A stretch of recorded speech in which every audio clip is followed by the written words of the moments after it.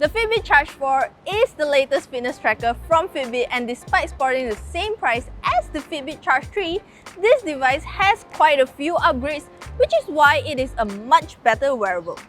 But before we start our video, here's a message from our sponsor for today, Vivo. The Vivo V19 has a gorgeous 6.44-inch Super AMOLED Ultra O display with dual front cameras which can snap night selfies with its 32-megapixel camera or grab more in one shot with its super wide-angle selfie mode. It's also got an amazing 48-megapixel quad AI camera which has impressive night mode too. Plus, the phone supports up to 33W Vivo Flash Charge 2.0 to juice up your phone in no time.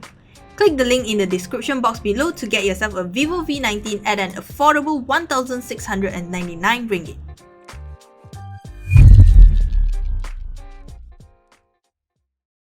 Sadly, of all the things Fitbit chose to upgrade, the design isn't one.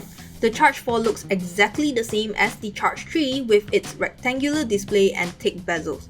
You can even use the Charge 3 straps on the Charge 4.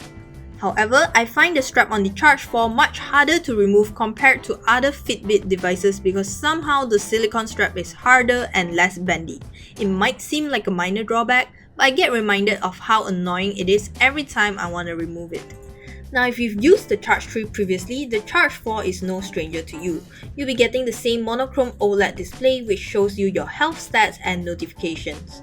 Its screen readability is also acceptable. I can still read the display well under sunlight, but I wouldn't say it's the best, especially when there are other fitness trackers that are more affordable and come with colored displays. The UI and controls are also easy to use. Just swipe the screen for navigation, tap to select, and use the pressure-sensitive button on the left to return to the previous screen. The Fitbit Charge 4 got all the basic fitness tracking features covered. You get to monitor your heart rate and daily steps taken, and you can also track various activities such as running, walking, cycling, or even hiking.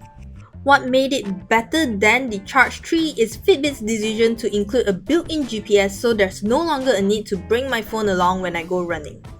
However, it takes a while before the GPS can connect, and there's no option to use my phone's GPS instead, so I can only wait if I want to track my runs.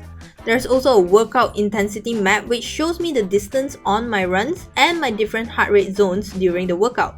It's nice to have the extra details so I know when I'm performing better and when I'm not. I also enjoy the extra option on running because it has run detect and auto pause features. Basically, it can automatically detect when I'm running and pause when I take a break. Another new feature with the Charge 4 is the active zone minutes, which also offers better insights when it comes to working out by telling me which heart rate zone I'm in. Plus, there's a recommended goal of 150 minutes per week, so it serves as a reminder for me to exercise more often.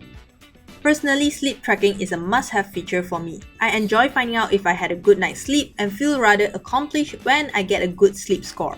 The Fitbit Charge 4 also comes with sleep mode, which is great for when I decide I needed uninterrupted rest, as it turns off the notification and the display of the Charge 4. Also, Fitbit upgraded the Charge 4 with Spotify control, something that wasn't available on the Charge 3. I use this feature quite frequently when I wore the Versa 2, so it's nice that I can do the same on the Charge 4. This fitness tracker also has Fitbit Pay, but then again, it's not supported in Malaysia, so there's really no point. Last but not least, the Charge 4 is another Fitbit device that comes with an impressive battery life. Fitbit claims that it can last up to a week, and I found that to be true. Of course, if you run daily and use the GPS often, the battery life will deplete much faster and require you to charge more often. So, is the Fitbit Charge 4 a good fitness tracker? It's a definite yes from me, especially since it's only 728 ringgit. You might argue that there are cheaper fitness trackers out there like the Mi Band 5, but the Charge 4 has a built-in GPS and more extensive features. But if you want added features like music storage, a colorful display, and perhaps a smartwatch-like design, I recommend the Versa 2, even though it's slightly pricier. So that's it for our video today. Let us know in the comment section down below if you think the Fitbit Charge 4 is a really good fitness tracker, or you think there are any out there that is better than the Charge 4. Don't forget to subscribe to our channel KLGadgetTV, and I'll see you in the next one. Bye!